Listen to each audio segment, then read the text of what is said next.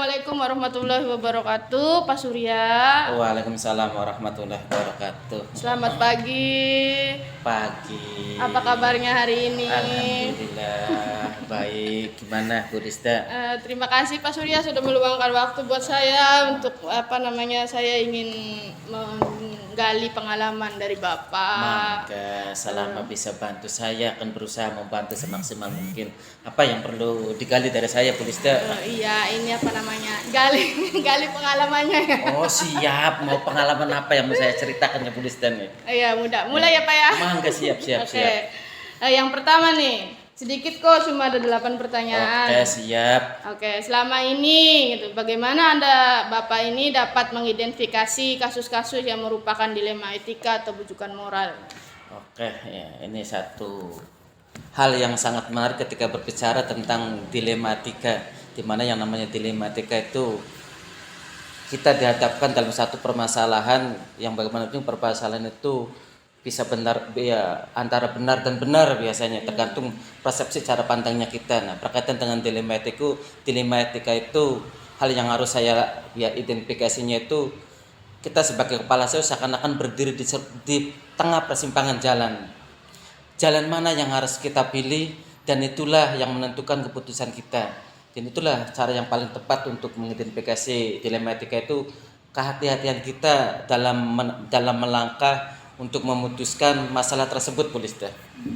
Baik, yang kedua nih Pak, selama ini Pak Surya sendiri gitu dalam mengambil keputusan di sekolah Pak Surya, terutama dalam kasus di mana ada kepentingan yang sama gitu, antara kepentingan rasa kasihan melawan rasa kasih sayang, atau rasa keadilan melawan rasa mati, atau misalnya jangka panjang melawan jangka pendek.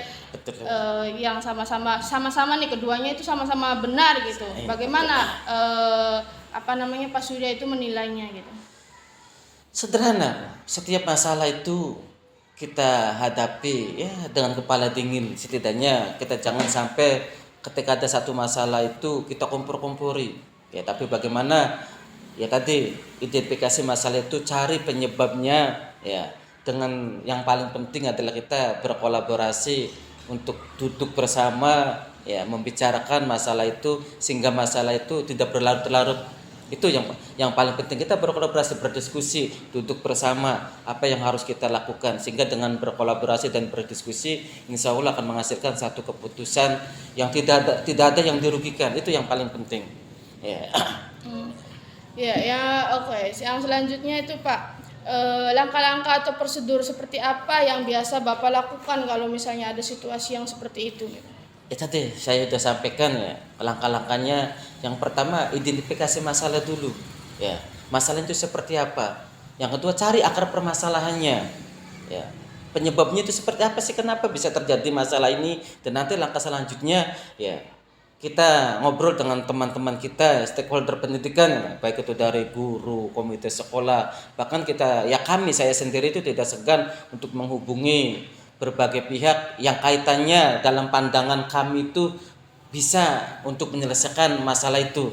Nah, itu yang langkah-langkah yang saya tempuh ya, dari identifikasi masalah dulu, cari penyebab akar masalahnya seperti apa, kemudian saya berdiskusi dengan teman-teman, bahkan saya tidak segan untuk mengundang ya, dianggap sebagai tokoh atau apa yang bisa yang tepat untuk menangani masalah ini, Bu. Itu seperti itu, Bu, langkah-langkah yang saya lakukan. Jadi harus diskusi, Diskusi, langsung, musyawarah ya. Yang paling penting musyawarah untuk biar mufakat. keputusannya bisa Betul sekali. Yang kedua, hal apa sih yang selama ini gitu Bapak anggap efektif dalam pengambilan keputusan Bapak tersebut? Tadi yang paling efektif musyawarah untuk mufakat. Nah, musyawarah mufakat ini adalah satu hal yang paling penting. Segala sesuatu, permasalahan apapun kita selesaikan dengan jalan musyawarah, dan prinsip pegadian yang paling tepat, mengatasi masalah tanpa masalah. Itu yang paling tepat sekali. Mengatasi masalah tanpa masalah. Betul sekali itu.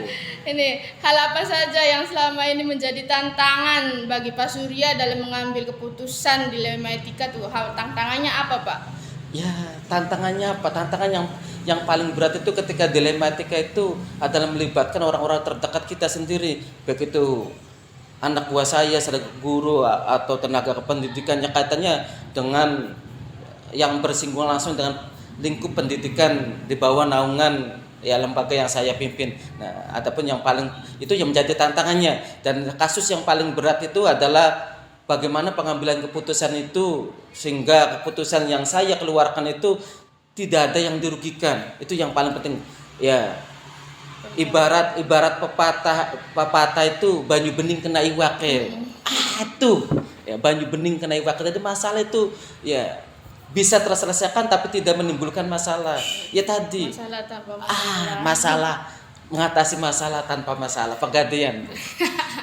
Ini misalnya nih Pak Surya tuh dalam menentukan dalam ingin menyelesaikan sebuah masalah gitu yang berhubungan dengan dilema etika dan rujukan moral, biasanya Pak Surya tuh punya jadwal tertentu atau enggak, biasanya langsungkah diselesaikan atau nanti gitu nunggu dua-duanya reda emosinya, atau seperti apa gitu Pak? Nah, kaitan dengan itu adalah tergantung masalahnya, Bu. Nah, ya tadi sesuai dengan yang saya sampaikan bahwa dalam pengidentifikasi masalah itu kita lihat dulu masalah itu berat atau tidak. Cuma prinsip saya, ya, saya mengedepankan adalah musyawarah. Maka pantang bagi saya itu ketika ada satu masalah itu diundur-undur. Maka secepatnya ketika ada masalah itu selesaikan. Pokoknya jangan ketika ada masalah itu nanti nunggu ini nunggu itulah. Itu ketika masalah selalu dinanti-nanti. Ya saya yakin nanti kasusnya itu bukan semakin hilang, malah semakin ya menggunung. Bahkan endingnya ketika sudah puncaknya bisa di masalah yang kecil itu bisa besar. Maka yang saya selalu lakukan itu ketika ada satu masalah secepat mungkin saya selesaikan masalah itu. Sekalipun tidak harus hari itu selesai, tidak. Yang penting masalah itu secepatnya selesaikan. Jangan sampai menunda-nunda penyelesaian masalah itu, Bu. Secepat mungkin jadi, masalah itu selesai. Lebih cepat lebih baik, betul sekali. Ya, selangkah lebih maju. Iya. Dua yang terakhir, satu dulu ya. Iya, mangga, Bu. Nih, dalam pengambilan keputusan Pak Surya gitu yang tentang dilema etika gitu. Ada nggak sih seseorang atau sesuatu yang faktor yang membuat Pak Surya itu mengambil keputusan itu menjadi mudah gitu? Jelas, Bu. Ya. Betul, status saya adalah sebagai kepala sekolah yang punya kewenangan untuk memutuskan satu masalah. Tapi saya tidak egois, Bu. Saya punya partner. Ya, saya punya anak buah saya yang bisa diajak diskusi. Apakah itu guru senior, tenaga kependidikan, komite sekolah, stakeholder yang ada di sekolah itu saya manfaatkan untuk menyelesaikan ketika ada masalah. Itu yang penting. Makanya saya tidak bisa berdiri sendiri. Satu lembaga akan solid, akan baik ketika kita bisa berkolaborasi. Maka berkolaborasi untuk berdiskusi menyelesaikan masalah itu yang terbaik bagi kami, Bu. Tuh, dia pasti melibatkan orang lain. Sangat butuh berkolaborasi untuk berdiskusi dengan teman sejawat supaya bisa dapat jawaban yang tepat sekali. Juga ya, betul Pak, sekali, Bu. Nah, tidak bisa sendiri, Bu. Ya, udah sampai pertanyaan terakhir nih, Pak. Alhamdulillah. Siap, Ibu. Ya, dari semua hal yang sudah Pak Surya rasakan selama menjadi kepala sekolah selama ini gitu. Pembelajaran apa yang Pak Surya dapat atau bisa Pak Surya petik untuk pengalaman dalam mengambil keputusan dilema etika? Iya, ini berkali-kali tadi di sesi ngobrol kita hari ini saya tadi selalu ngomong itu yang paling penting itu ya saya sangat tertarik ketika kaitannya dengan masalah itu slogan pegadaian mengatasi masalah tanpa masalah itu yang paling penting. Jadi bagaimanapun juga kita ketika menghadapi masalah jangan sampai ketika masalah satu akan muncul masalah yang lain. Makanya bagaimana caranya dengan berkolaborasi, diskusi, musyawarah untuk mufakat sehingga masalah yang kita hadapi itu cepat terselesaikan tapi tanpa ada efek. Ya, sukses tanpa ekses. Itu maka mengatasi masalah tanpa masalah. Itu yang prinsip saya seperti itu, Bu. Keren. Iya, makasih, Bu. Terima kasih. Harus banyak belajar saya nih ya. Belajar. Tidak ada kata terlambat untuk belajar. Ya udah ya. Ini udah sampai terakhir semua pertanyaannya siap, sudah makasih, di ini. Terima kasih Pak Surya atas waktunya. Iya, sama-sama. Nanti mudah-mudahan saya masih terus belajar dari Pak Surya. Betul. Semangat terus, Bu. Assalamualaikum warahmatullahi wabarakatuh. Waalaikumsalam warahmatullahi wabarakatuh.